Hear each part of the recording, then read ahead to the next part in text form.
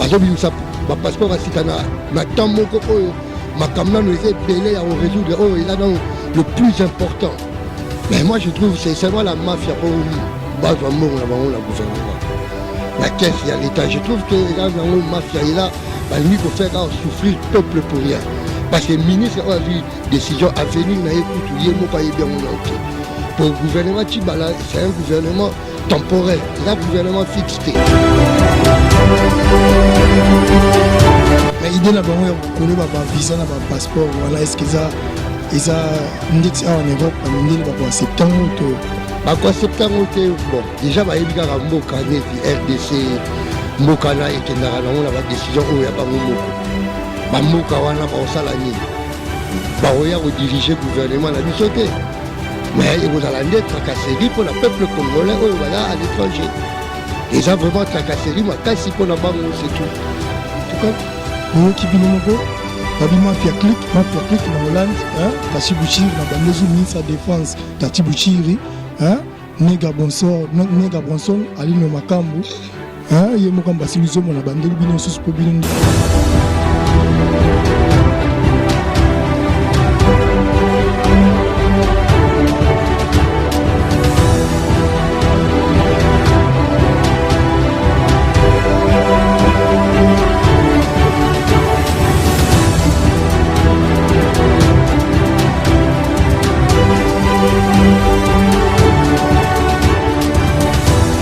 Bonjour, bonsoir, Balandé Central Steve, nous savons toujours l'info, ligne, tout le message pour ça nous toujours, pour le moment, nous sommes dans la carte à Belgique, pour la siège de Central Steve, tous les cas, dans la carte à Masolo, tout le message pour la ville Masolo à Mboka. FM le stage avec toujours Masolo, et ça, la page dans Mboka Nabiso. Pour Nelo, tout le Masolo, ils ont pour ça, là-bas, Congolais, tout passe, il n'y a pas au bazar dans la carte à Congo, il n'y a pas au bazar du Banda. Ils ont mis masolo ya makambo ya passeport semi-biométrique oyo bato baza nango ebele na minute oyo maintenant olinga kosala ngo ngai moko te nayebi ke Tachi Bouchiri ministre de la Défense Nega Bronson ye moko Aline Makambu sans oublier Mbasi Muzombo bango batuna inga ndeni masolo ya passeport bozolobela yango te lelo tobeta yango na compte kaka il y a des Congolais quoi. Nous avons un côté, nous avons un papa, nous avons un ami qui moi s'est présenté. Bonjour. Bonjour. Vraiment, Batubé Nazi, Bamouni, on a minute, Babi, Bamouni, Mundele, mais Aza Mundele, Maza Congolais. Nous avons un ami qui s'est présenté, Baïba Kombo Nayo, bon, tu continues mission. Comme on a Bedi Wanet, la fin à Bruxelles, Maza Congolais. Et nous avons pas si Marambouya. Passeport semi-biométrique, le lobby, passeport semi-biométrique, il faut comme 100% biométrie. Donc, il y a raison là-bas, mais raisonnement, il y a un ministre des Affaires étrangères, a tapé un peu trop dur, à penser dans le peuple naïté. Et ça, la décision, il faut réfléchir plusieurs fois et puis à tout n'a pas conseil n'a pas tout moussous et puis dans mboka moussous pour tout le monde la mboka sur le monde entier c'est le passeport à sikabatika quand même date il y a validité à passeport moussous et qui est na souka so qui comme na souka air mutazo ya changer ne ba pesier ya sika mais oh ya biso et décision directe le 16 octobre to changer le passeport mais étudiant oh baza le visa est valable pour une année, visa d'études, tout ça. Le visa est le passeport, il y a Kala. Ce qu'on va étudier, on va ça là, ni. Mais tu l'as qui n'a qu'à tuer, papa. Tu l'as qui, dernièrement, tu l'as ministre, il y a pour que parole au gouvernement, ministre de l'information, tu es bien comment la mère, mais c'est la mère Mende. Alors, qui, pour la haut, tu as le réseau qui va ba visa pour les étudiants bazali banda ou bazotanga en Europe bazotanga partout dans l'étranger bon ça le bon système il y a kokata ba visa na bango na ba passeport à kala ba colon na passeport à sika est-ce que ça idée moko ya bien ils sont acceptable net na ba aéroport wato mobu non la ba idée wana ngala zo monango plus que ils a pour ba gagner mbongo na caisse ya l'état Et ça, la population était parce que tu fais foutre sous 300 euros. Ah, ouais, on a 325 euros, 350 sur la ligne express. Mais pourquoi kasi la solide bisoto nimi va décider là-bas. Balo baké, mouton a la passeport semi-biométrique, pour comme biométrique, à foutre 100 euros. Pourquoi il va casser prité? Balingi côté Kayango, il y a 20 millions de passeports. Ils ont vente, ils ont sous loi Tiwana. Mais l'idée n'a pas de coller un visa, un passeport, voilà, est-ce qu'ils ont en Europe, ils ont accepté bon, déjà, il y a RDC, Mokana et Kenara, on a une décision où il y a Bangomoko. Bamboka wana ba osalani. Ba oya ko diriger gouvernement na bisoté. Mais il y a une tracasserie pour le peuple congolais à l'étranger. Ils ont vraiment tracasserie, mais quand pour la banque, c'est tout. En tout cas, Oyoki Binomogo, Babi Mafia Click na Hollande, Tachi Bouchir, na Bandezu, ministre de la Défense, Tachi Bouchiri, Nega Bronson, Aline Makambu, Yemokam Basimizo, na Bandeli Bino Sus pour Binonde, Boebi, Binonde Bobete qui s'était pour Namakambo, na Poto. Mais toujours continue toujours, Masolo Karaya Congo, il y a passeport. Sikoyo, oui, passeport, on peut changer un bisonionso. Parce que tout baza awa. Baza na semi-biométrique wana. Est-ce que changer un mbala moko boy et que ça la naibité. Est-ce que baza na rapidité on est tout le monde a na poto oui les lots au quotidien sur la passeport après temps sous 2 jours 3 jours ba bengo passeport na oza déjà libanda po eza na bato baza awa baza ba faire eza na bato baza il faut un passeport pour m'amener tambola. Est-ce que rapidité na Congo na mboka na biso et que ça la paix ba assurer biso ngo te. Mon frère, question là est un peu trop lourd parce que déjà il y a semi-biométrie. On y est bien très bien que Batmanaro remplit un formulaire en verse. Après 2 mois, 3 mois, Batu Banaro Zwango, si il y a biométrie, est-ce que délai nango et kotika là le même? Voilà là ce qu'il faut dire autour na bango pour la limite pété dans le gouvernement. Ils ont déjà ici dans dialogue, badane le gouvernement temporaire. Bazobi misa passeport asikana na tamoko oyo makamna nous est belé à résoudre ils ont le plus important. Mais moi je trouve c'est seulement la mafia pour bazwa mongo la bango la gouvernement. Na caisse il y a l'état, je trouve que là na mafia il a balingi ko faire souffrir peuple pour rien. Parce que le ministre a eu décision à venir na écoute yemoko ay bien on enté. Pour le gouvernement Tibala, c'est un gouvernement temporaire, il a un gouvernement fixé. Pour Bissoso, tu as dit que Moka est dans la Marambo Belé, il faut résoudre la transition et salam. Pendant la transition, on a sorti Siko, Marambo était changé. Passeport, on a changé le sou. C'est ça le problème. Mais ce que moi, conseil pour la ministre, la vice-ministre des Affaires étrangères, on a une décision. Et puis, conseil européen, ça pas, mais c'est la main en main. Au pays qui confirme sur la télé nationale, la RTNC, il y a Congo. Bon, le conseil européen, ils ont réfléchir. Ça vraiment humain. Papa, bana nièce, neveu, membre de la famille, belé, penser au moins la population. Et là, mongo, ils ont dépensé. Et là, passeport semi-biométrie, il n'y a même pas 1 mois.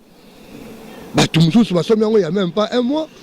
Et ça, la poche, peut-être 1 mois, la démarche doit visa, passeport est sous valable. Pour la décision, tous les 2 passeports sont valables. C'est la meilleure solution. Dans la semi-biométrie, la temps où il y a validité, et ça est valable jusqu'à la temps où elle a expiré, a changé à lui biométrie. Dans la Belgique, il y a une carte, il y a un carton. Après, carton est valable pendant 10 ans. Mais dans la période où on a des communes, on a changé, on a changé la carte amicale ou la puce. Dans le passeport belge, c'est ça qui n'est pas là. Dans le Congo, il y a tous les 2 passeports valables, c'est tout. C'est la meilleure solution. Pour moi, ils ont conseillé que les Congolais, tout les étrangers, tout le monde peut dire que les Congolais, ils ont appris ça au Loba. Donc, on a vu ça. Joachim. Abiba Namboka, Namboka. Ah, tout le monde a un passeport. Il pose à moi Namboka.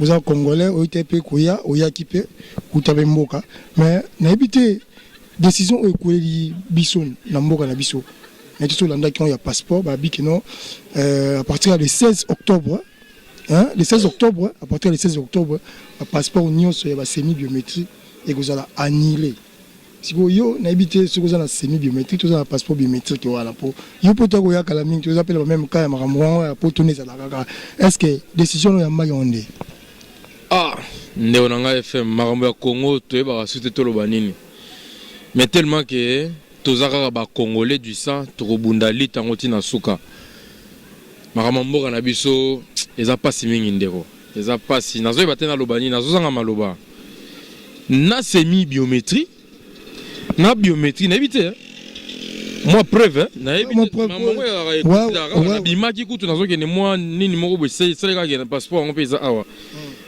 oza biométrie tala na bino bon na biométrie en tout cas justement jusqu'à des bendango oza eza biométrique ba besoin na piste awa piste yango na nde eza biométrique semi yango ne bazobi ki à partir de 16 comme et tikala oyo ba o ndeti ngana za ngoza semi biométrique pour na tambol nango te le wana balobi eza sous na valeur te mais normalement eloko to passeport eloko lokola document nengo wana il faut validité nango ki na suka mais pourquoi bakwa ko bimisa biométrie avec puce tandis que semi biométrie ote ko bimaka mingi te ozomona wa puis moko ezo kene désordre ozomona ndenge nini ke bateau baza à la tête ya mboka bazoko ko diriger mboka te ezomona na ke bazoko ko diriger biso te vous comprendre parce que moi on a kana ba makamoko o ezake ya mike et tout ça sikoyo to checker mutu auta ko bimisa passeport wana kala mingi te na ba mbongo ya passe ya ba Congo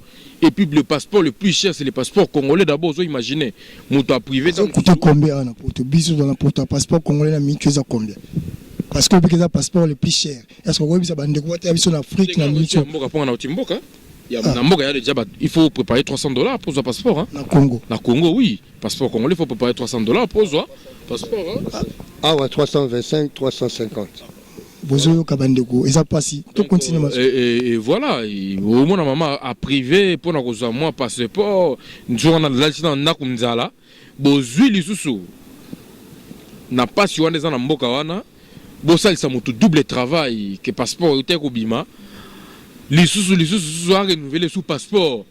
Donc voilà, on a un exemple nanga semi biométrie après 2 mois ban kaka na mwa namu ya sagesse na nga ba mboko to nga ba mboka keba lokola ba mimisio yo na zwa kaka oyo mais ba lobaki semi biométrie to kenanga na validité na ya 5 ans ce qui est sili mais déjà na mona jango bizarre parce que jamais mboka moko ba ko sela 2 passeports ils ont raté zalate mais tu veux que et tout le papa sigo awa tout sur l'année awa makambo kaka awa na Belgique to ba misaki passeport biométrique ba passeport ezaki kala ya ba belge kala ba kata ki on ba ma boyete que non ils ont na validité on va piquer non à partir il y a telle date passeport wana ils sous na valeur te et ici la valeur bazela ki passeport wana ya kala et si la valeur nango après on va misi ya biométrique netango ozokende o changer ba pesio siko o ya sika ndenge papa expliquer biso po yaza aza congolais même temps pe moi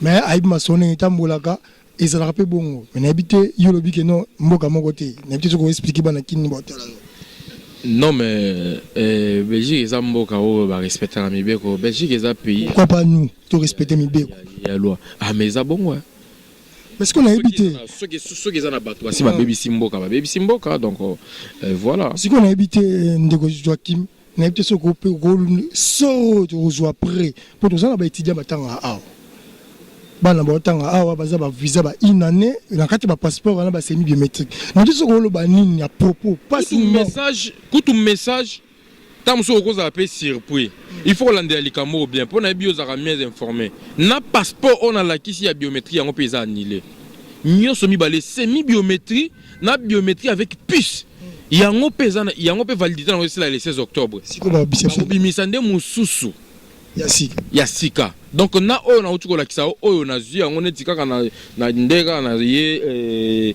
Bruxelles mikolo yo yango pe ko sala soute ils ont un passeport na yemoko na habité au azolinga bimisa soki ndenge nini donc voilà. Est-ce qu'on a habité le la ministre vice-ministre il y a étranger, il y a affaires étrangères.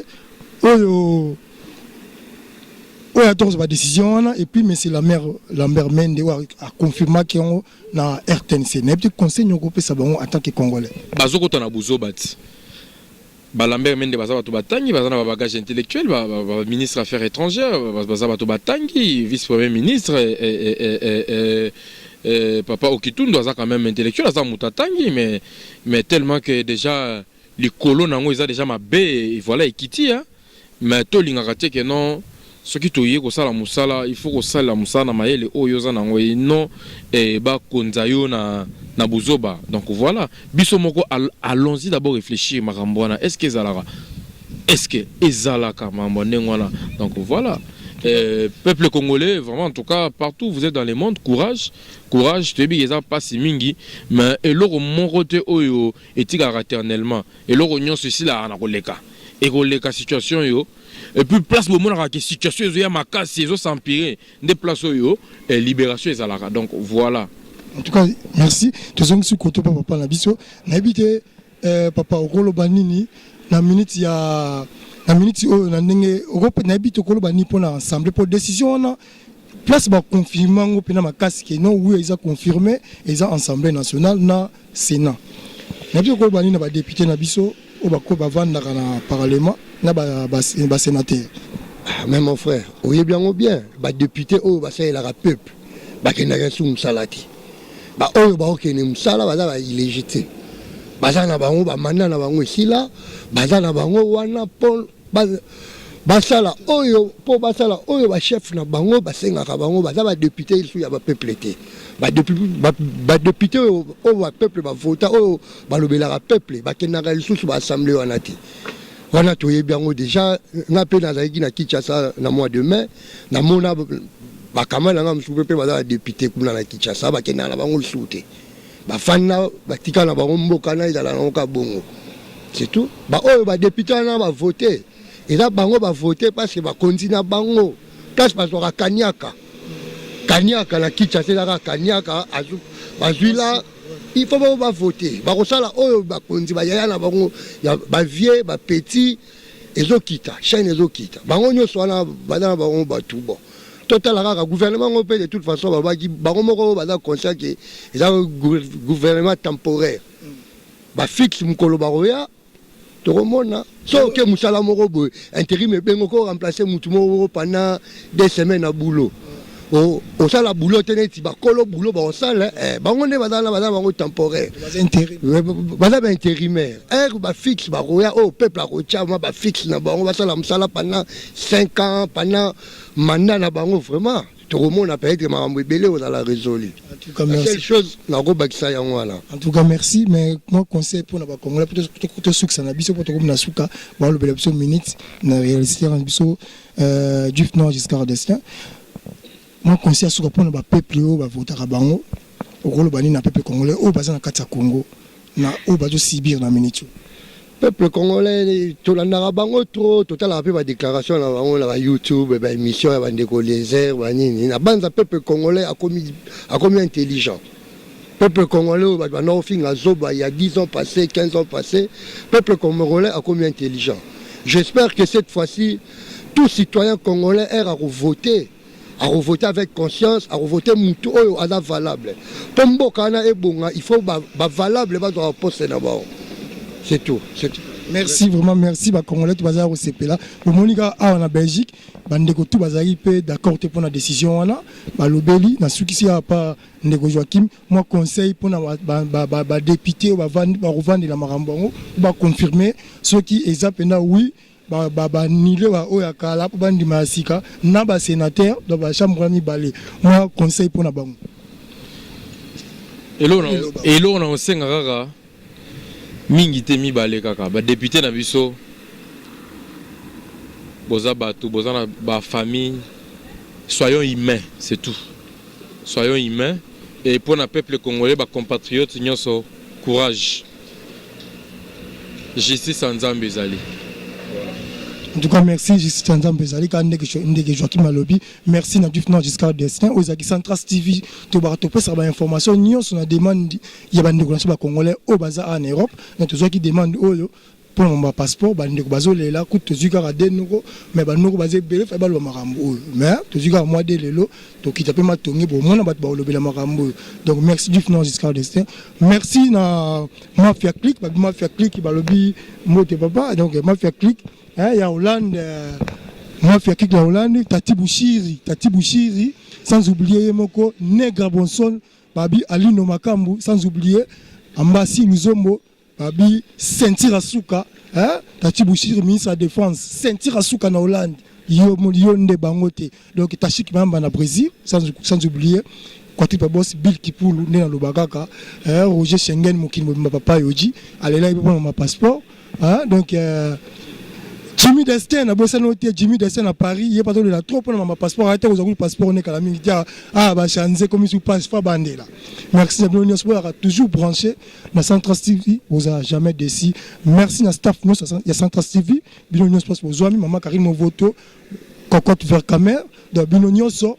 Gidolema original, merci Nayo. En tout cas, Botika Malamu. Malasi, on va vous assurer le numéro 42, merci du financement jusqu'à destin. Tous les cannabis.